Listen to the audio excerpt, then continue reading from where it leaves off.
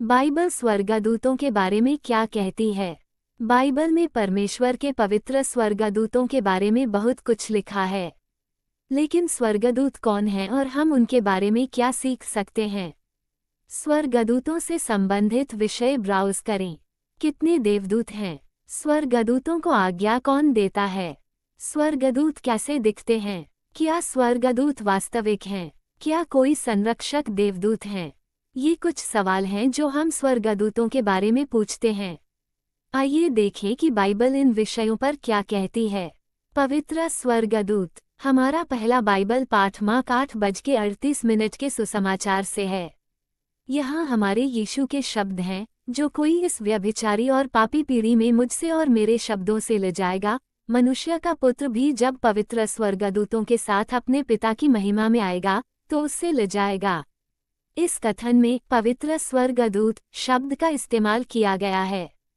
Bible के अन्य स्थानों में स्वर्गदूतों को पवित्र कहा गया है, उदाहरण के लिए मत्ती 25:31 और प्रकाशित वाक्य दोपहर के 2:10 में। बाइबल में हम कई पवित्र चीज़ों के बारे में पढ़ते हैं, विशेष रूप से पवित्र शास्त्र, पवित्र आत्मा और अब पवित्र स्वर्गदूतों के बारे में। स्वर्गदूतों की रचना कब की गई? स्वर्गदूत किसी भी मनुष्य की मृत्यु से पहले अस्तित्व में थे, इसलिए वे हमारे मृत प्रियजनों की आत्माएं नहीं हैं। हम उत्पत्ति 3:24 में पढ़ते हैं कि ईश्वर ने जीवन के वृक्ष के मार्ग की रक्षा के लिए अदन के बगीचे के द्वार पर ज्वलंत तलवार के साथ करूबों को रखा। करूब स्वर्गदूतों का एक क्रम है। वे मनुष्य से भी उच्च क्रम के हैं। भजन संहिता 8:5 में हम पढ़ते हैं, क्योंकि तूने उसे स्वर्गदूतों से थोड़ा ही कम बनाया है और महिमा और आदर का मुकुट उसके सिर पर रखा है। इस आयत से ही यह स्पष्ट है कि स्वर्गदूतों को मनुष्य से पहले बनाया गया था। स्वर्गदूतों के प्रकार। करूब उत्पत्ति 3:24।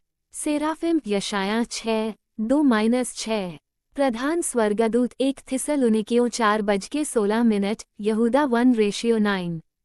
स्वर्गदूतों के नाम। माइकल दानियेल 10:13। जिब्राइल दानियेल 8:16। लूका 1:19। कितने देवदूत हैं? प्रकाशित वाक्य 5:11 में हम प्रेरित यूहन्ना द्वारा दिया गया वर्णन पढ़ते हैं जब उसने चमकते हुए स्वर्गदूतों की विशाल टोली को देखा। फिर मैंने देखा और उस सिंहासन, उन प्राणियों और प्राचीनों के चारों ओर बहुत से स्वर्गदूतों का शब्द सुना और उनकी गिनती लाखों और लाखों की थी। 10,000/10 0,000 = 100 मिलियन। भविष्यवक्ता ने उसी समय ऐसे ही अन्य समूहों को भी देखा। वास्तव में इब्रानियों 12:22 में प्रेरित ने घोषणा की कि स्वर्गदूतों की एक असंख्य टोली है, इसलिए हमें उनकी सही संख्या नहीं पता। स्वर्गदूतों को आज्ञा कौन देता है? यीशु मसीह के बारे में बोलते हुए पवित्र शास्त्र 1 पत्रस 3:21 में कहता है, वह स्वर्ग पर जाकर परमेश्वर के दाहिने हाथ जा बैठा और स्वर्गदूत और अधिकारी और सामर्थी उसके अधीन किए गए हैं। जैसा कि हम यहोशू 5:13-15 में पढ़ते हैं, यीशु मसीह निश्चित रूप से यहोवा की सेना का सेनापति है। स्वर्गदूत कैसे दिखते हैं? बाइबल में स्वर्गदूतों के अपनी महिमा में प्रकट होने के कई वर्णन हैं। दानियेल के 10वें अध्याय में हम भविष्यवक्ता दानियेल द्वारा गैब्रियल के बारे में वर्णन पढ़ते हैं।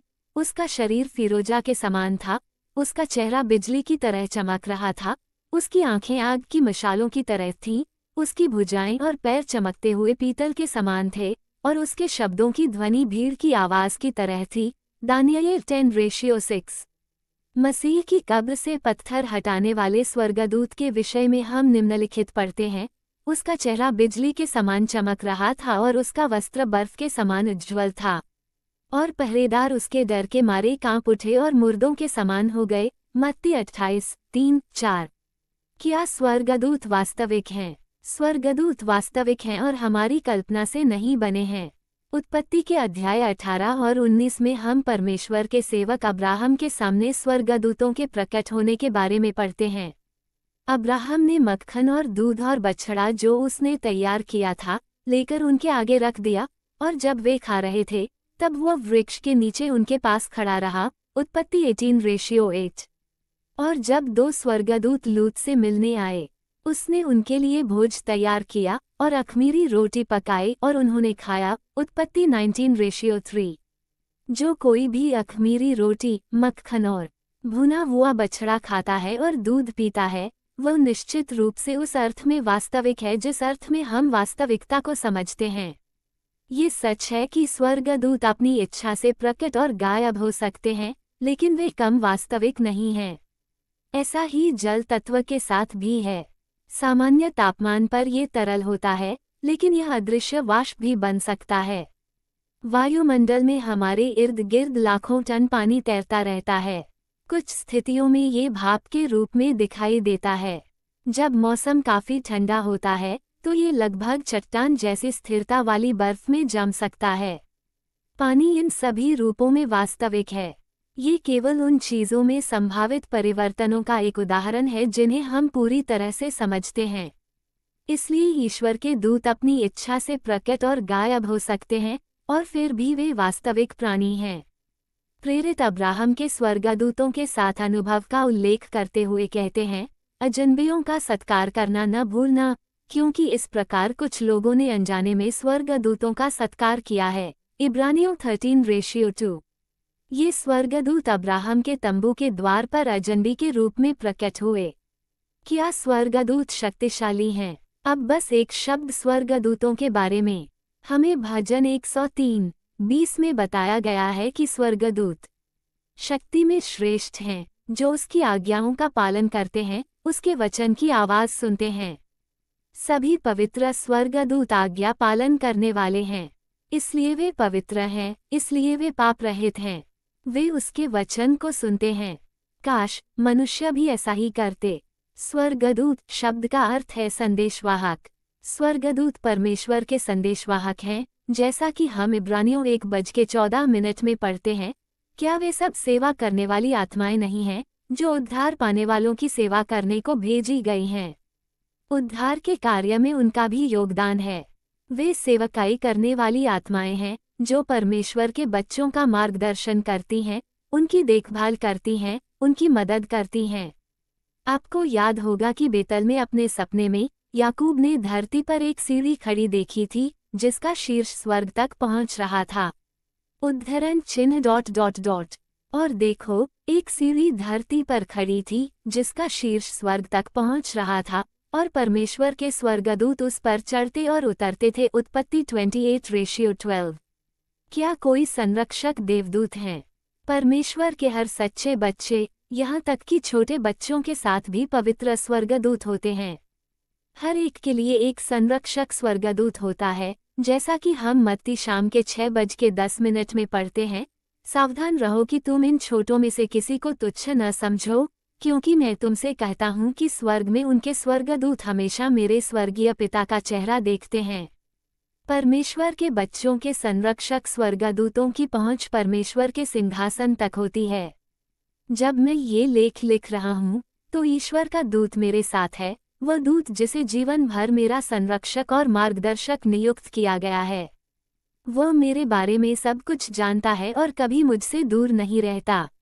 वह अपने मधुर प्रभाव से मुझे घेरे रहता है। वह मुझे बुराई से बचाता है, जैसा कि हम भजन 34:7 में पढ़ते हैं।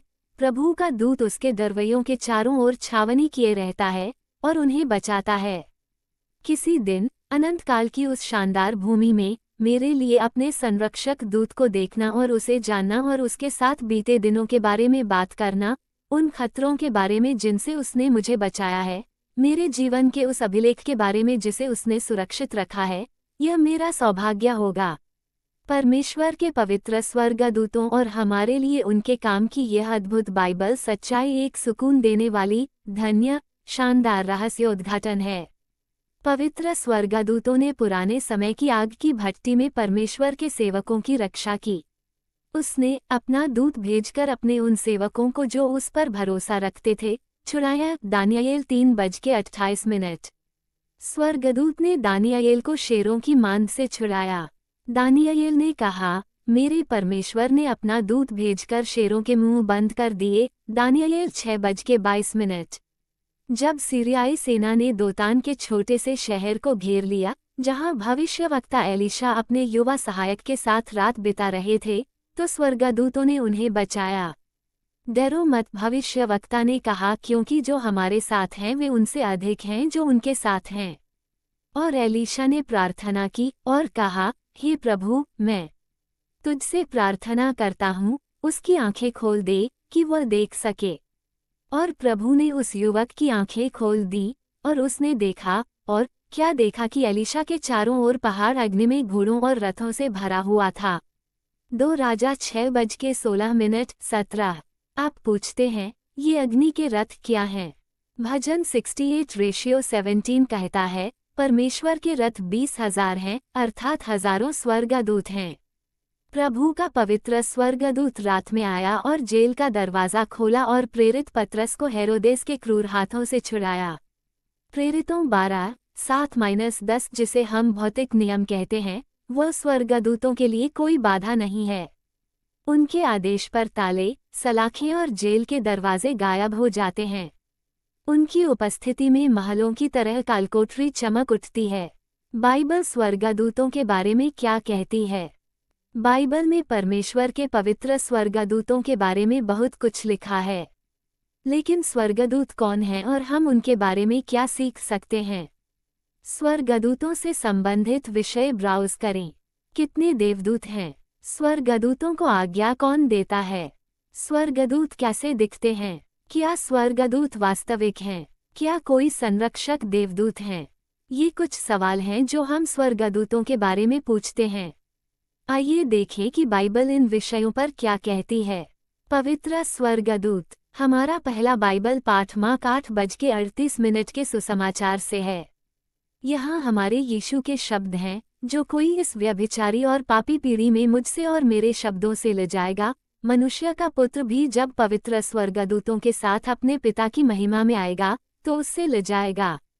इस कथन में पवित्र स्वर्गदूत शब्द का इस्तेमाल किया गया है। बाइबल के अन्य स्थानों में स्वर्गदूतों को पवित्र कहा गया है, उदाहरण के लिए मत्ती 25:31 और प्रकाशित वाक्य दोपहर के 2:10 में। बाइबल में हम कई पवित्र चीज़ों के बारे में पढ़ते हैं, विशेष रूप से पवित्र शास्त्र, पवित्र आत्मा और अब पवित्र स्वर्गदूतों के बारे में। स्वर्गदूतों की रचना कब की गई? स्वर्गदूत किसी भी मनुष्य की मृत्यु से पहले अस्तित्व में थे, इसलिए वे हमारे मृत प्रियजनों की आत्माएं नहीं हैं। हम उत्पत्ति 3:24 में पढ़ते हैं कि ईश्वर ने जीवन के वृक्ष के मार्ग की रक्षा के लिए अदन के बगीचे के द्वार पर ज्वलंत तलवार के साथ करूबों को रखा। करूब स्वर्गदूतों का एक क्रम है। वे मनुष्य से भी उच्च क्रम के हैं। भजन संहिता 8:5 में हम पढ़ते हैं, क्योंकि तूने उसे स्वर्गदूतों से थोड़ा ही कम बनाया है और महिमा और आदर का मुकुट उसके सिर पर रखा है। इस आयत से ही यह स्पष्ट है कि स्वर्गदूतों को मनुष्य से पहले बनाया गया था। स्वर्गदूतों के प्रकार। करूब उत्पत्ति 3:24। सेराफिम यशायाह 6:2-6। प्रधान स्वर्गदूत 1 थिस्सलुनीकियों 4:16। यहूदा 1:9। स्वर्गदूतों के नाम। माइकल दानियेल 10:13। जिब्राइल दानियेल 8:16। लूका 1:19। कितने देवदूत हैं? प्रकाशित वाक्य 5:11 में हम प्रेरित यूहन्ना द्वारा दिया गया वर्णन पढ़ते हैं, जब उसने चमकते हुए स्वर्गदूतों की विशाल टोली को देखा। फिर मैंने देखा, और उस सिंहासन, उन प्राणियों और प्राचीनों के चारों ओर बहुत से स्वर्गदूतों का शब्द सुना, और उनकी गिनती लाखों और लाखों की थी। 10,000/10 0,000 = 100 मिलियन। भविष्यवक्ता ने उसी समय ऐसे ही अन्य समूहों को भी देखा। वास्तव में इब्रानियों 12:22 में प्रेरित ने घोषणा की कि स्वर्गदूतों की एक असंख्य टोली है, इसलिए हमें उनकी सही संख्या नहीं पता। स्वर्गदूतों को आज्ञा कौन देता है? यीशु मसीह के बारे में बोलते हुए पवित्र शास्त्र 1 पतरस 3:21 में कहता है, वह स्वर्ग पर जाकर परमेश्वर के दाहिने हाथ जा बैठा, और स्वर्गदूत और अधिकारी और सामर्थी उसके अधीन किए गए हैं। जैसा कि हम यहोशू 5:13-15 में पढ़ते हैं, यीशु मसीह निश्चित रूप से यहोवा की सेना का सेनापति है। स्वर्गदूत कैसे दिखते हैं? बाइबल में स्वर्गदूतों के अपनी महिमा में प्रकट होने के कई वर्णन हैं। दानियेल के 10वें अध्याय में हम भविष्यवक्ता दानियेल द्वारा गैब्रियल के बारे में वर्णन पढ़ते हैं। उसका शरीर फिरोजा के समान था, उसका चेहरा बिजली की तरह चमक रहा था, उसकी आंखें आग की मशालों की तरह थीं, उसकी भुजाएं और पैर चमकते हुए पीतल के समान थे, और उसके शब्दों की ध्वनि भीड़ की आवाज की तरह थी। दानियेल 10:6। मसीह की कब्र से पत्थर हटाने वाले स्वर्गदूत के विषय में हम निम्नलिखित पढ़ते हैं। उसका चेहरा बिजली के समान चमक रहा था और उसका वस्त्र बर्फ के समान उज्ज्वल था, और पहरेदार उसके डर के मारे कांप उठे और मुर्दों के समान हो गए। मत्ती 28:3-4। क्या स्वर्गदूत वास्तविक हैं? स्वर्गदूत वास्तविक हैं और हमारी कल्पना से नहीं बने हैं। उत्पत्ति के अध्याय 18 और 19 में हम परमेश्वर के सेवक अब्राहम के सामने स्वर्गदूतों के प्रकट होने के बारे में पढ़ते हैं। अब्राहम ने मक्खन और दूध और बछड़ा जो उसने तैयार किया था लेकर उनके आगे रख दिया, और जब वे खा रहे थे तब वह वृक्ष के नीचे उनके पास खड़ा रहा। उत्पत्ति 18:8। और जब 2 स्वर्गदूत लूत से मिलने आए, उसने उनके लिए भोज तैयार किया और अख़मीरी रोटी पकाई और उन्होंने खाया। उत्पत्ति 19:3। जो कोई भी अख़मीरी रोटी, मक्खन और भुना हुआ बछड़ा खाता है और दूध पीता है, वह निश्चित रूप से उस अर्थ में वास्तविक है जिस अर्थ में हम वास्तविकता को समझते हैं। ये सच है कि स्वर्गदूत अपनी इच्छा से प्रकट और गायब हो सकते हैं, लेकिन वे कम वास्तविक नहीं हैं। ऐसा ही जल तत्व के साथ भी है। सामान्य तापमान पर यह तरल होता है, लेकिन यह अदृश्य वाष्प भी बन सकता है। वायुमंडल में हमारे इर्द गिर्द लाखों टन पानी तैरता रहता है। कुछ स्थितियों में ये भाप के रूप में दिखाई देता है। जब मौसम काफी ठंडा होता है तो ये लगभग चट्टान जैसी स्थिरता वाली बर्फ में जम सकता है। पानी इन सभी रूपों में वास्तविक है। ये केवल उन चीजों में संभावित परिवर्तनों का एक उदाहरण है जिन्हें हम पूरी तरह से समझते हैं। इसलिए ईश्वर के दूत अपनी इच्छा से प्रकट और गायब हो सकते हैं, और फिर भी वे वास्तविक प्राणी हैं। प्रेरित अब्राहम के स्वर्गदूतों के साथ अनुभव का उल्लेख करते हुए कहते हैं, अजनबियों का सत्कार करना न भूलना, क्योंकि इस प्रकार कुछ लोगों ने अनजाने में स्वर्गदूतों का सत्कार किया है। इब्रानियों 13:2। ये स्वर्गदूत अब्राहम के तंबू के द्वार पर अजनबी के रूप में प्रकट हुए। क्या स्वर्गदूत शक्तिशाली हैं? अब बस एक शब्द स्वर्गदूतों के बारे में। हमें भजन 103:20 में बताया गया है कि स्वर्गदूत शक्ति में श्रेष्ठ हैं, जो उसकी आज्ञाओं का पालन करते हैं, उसके वचन की आवाज सुनते हैं। सभी पवित्र स्वर्गदूत आज्ञा पालन करने वाले हैं, इसलिए वे पवित्र हैं, इसलिए वे पाप रहित हैं। वे उसके वचन को सुनते हैं। काश मनुष्य भी ऐसा ही करते। स्वर्गदूत शब्द का अर्थ है संदेशवाहक। स्वर्गदूत परमेश्वर के संदेशवाहक हैं, जैसा कि हम इब्रानियों 1:14 में पढ़ते हैं। क्या वे सब सेवा करने वाली आत्माएं नहीं हैं, जो उद्धार पाने वालों की सेवा करने को भेजी गई हैं? उद्धार के कार्य में उनका भी योगदान है। वे सेवकाई करने वाली आत्माएं हैं, जो परमेश्वर के बच्चों का मार्गदर्शन करती हैं, उनकी देखभाल करती हैं, उनकी मदद करती हैं। आपको याद होगा कि बेतल में अपने सपने में याकूब ने धरती पर एक सीढ़ी खड़ी देखी थी, जिसका शीर्ष स्वर्ग तक पहुंच रहा था। उद्धरण चिन्ह ... और देखो, एक सीढ़ी धरती पर खड़ी थी, जिसका शीर्ष स्वर्ग तक पहुंच रहा था, और परमेश्वर के स्वर्गदूत उस पर चढ़ते और उतरते थे। उत्पत्ति 28:12। क्या कोई संरक्षक देवदूत हैं? परमेश्वर के हर सच्चे बच्चे, यहाँ तक कि छोटे बच्चों के साथ भी पवित्र स्वर्गदूत होते हैं। हर एक के लिए एक संरक्षक स्वर्गदूत होता है, जैसा कि हम मत्ती शाम के 6:10 में पढ़ते हैं। सावधान रहो कि तुम इन छोटों में से किसी को तुच्छ न समझो, क्योंकि मैं तुमसे कहता हूँ कि स्वर्ग में उनके स्वर्गदूत हमेशा मेरे स्वर्गीय पिता का चेहरा देखते हैं। परमेश्वर के बच्चों के संरक्षक स्वर्गदूतों की पहुंच परमेश्वर के सिंहासन तक होती है। जब मैं ये लेख लिख रहा हूँ, तो ईश्वर का दूत मेरे साथ है, वह दूत जिसे जीवन भर मेरा संरक्षक और मार्गदर्शक नियुक्त किया गया है। वह मेरे बारे में सब कुछ जानता है और कभी मुझसे दूर नहीं रहता। वह अपने मधुर प्रभाव से मुझे घेरे रहता है। वह मुझे बुराई से बचाता है, जैसा कि हम भजन 34:7 में पढ़ते हैं। प्रभु का दूत उसके दरवैयों के चारों ओर छावनी किए रहता है और उन्हें बचाता है। किसी दिन अनंत काल की उस शानदार भूमि में मेरे लिए अपने संरक्षक दूत को देखना और उसे जानना और उसके साथ बीते दिनों के बारे में बात करना, उन खतरों के बारे में जिनसे उसने मुझे बचाया है, मेरे जीवन के उस अभिलेख के बारे में जिसे उसने सुरक्षित रखा है, यह मेरा सौभाग्य होगा। परमेश्वर के पवित्र स्वर्गदूतों और हमारे लिए उनके काम की यह अद्भुत बाइबल सच्चा एक सुकून देने वाली, धन्य, शानदार रहस्योद्घाटन है। पवित्र स्वर्गदूतों ने पुराने समय की आग की भट्टी में परमेश्वर के सेवकों की रक्षा की। उसने अपना दूत भेजकर अपने उन सेवकों को जो उस पर भरोसा रखते थे छुड़ाया। दानियेल 3:28। स्वर्गदूत ने दानियेल को शेरों की मांद से छुड़ाया। दानियेल ने कहा, मेरे परमेश्वर ने अपना दूत भेजकर शेरों के मुंह बंद कर दिए। दानियेल 6:22।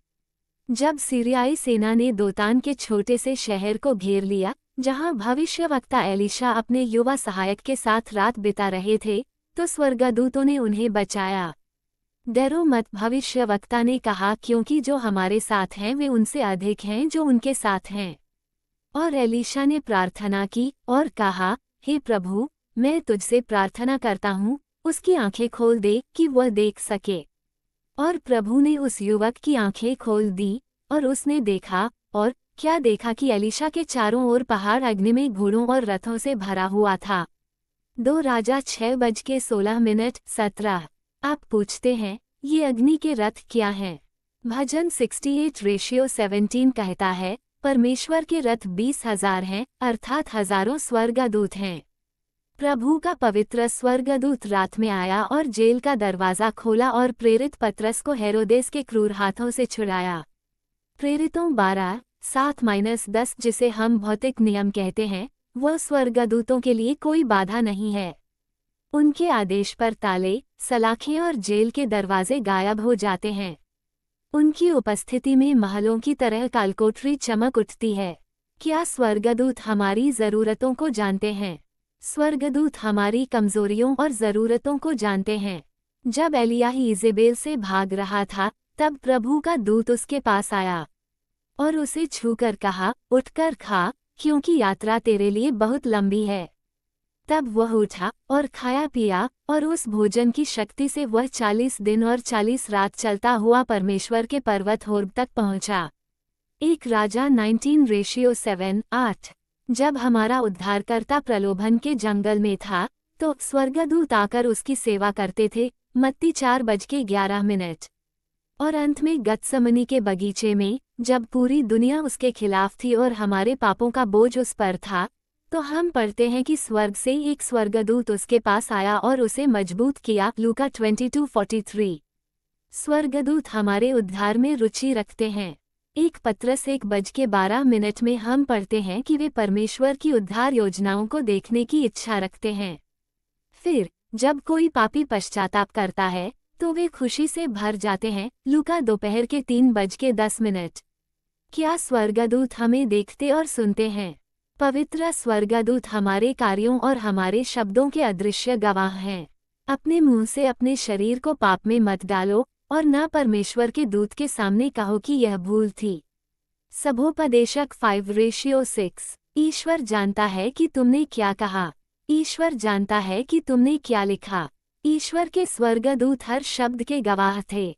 हर झूठ, हर मिथ्यात्व दर्ज किया गया है।